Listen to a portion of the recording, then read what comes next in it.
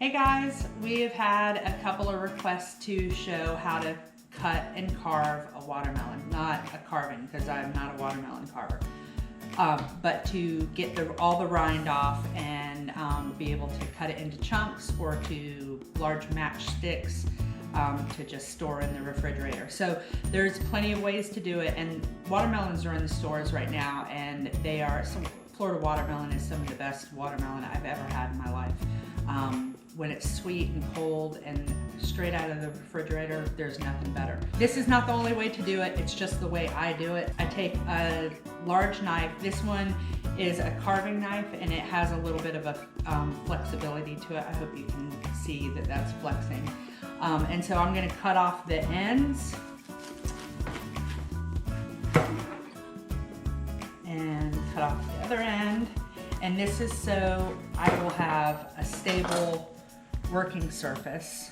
So it's turned on its end, like shaped like a barrel. And then you take this flexible knife, a fillet knife will work just fine. And you just start to go around and remove the rind. The first cut, just like a pie, it's always the worst and ugliest cut. So just know that it's not gonna look pretty at first. And then you can, from that first cut, you can judge how thick the rind is and just start going all the way around, cutting the rind off. Sure does smell good. Smells like summer. And I'm gonna go get a bag. Yeah, there's lots of ways to cut a watermelon. This is just the way I do it. It is my favorite summertime snack. With the smaller knife, just regular chef's knife, or this is called a santoku, just go around and get the edges, the white parts that you missed. Although when I was little, my mom used to tell me I would get a bellyache if I ate too much of the rind. I don't know if that's true or not. And so from here, we can slice these into thick steaks, which is, I think that's what I'm gonna go for. About an inch thick.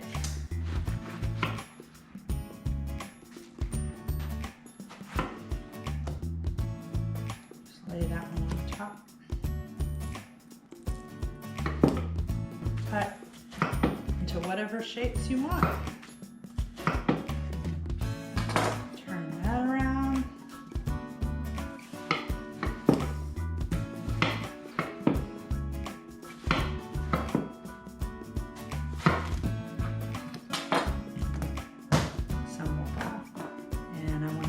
Middle. There you go. You're gonna have some uneven pieces, but that's okay. The point is it's all cut and ready to go, and you can store it in your refrigerator where it'll be nice and cold and ready for you whenever you need it. Yeah, go to followfreshfromflorida.com. There's lots of really neat watermelon recipes and much more. Support your local farmers.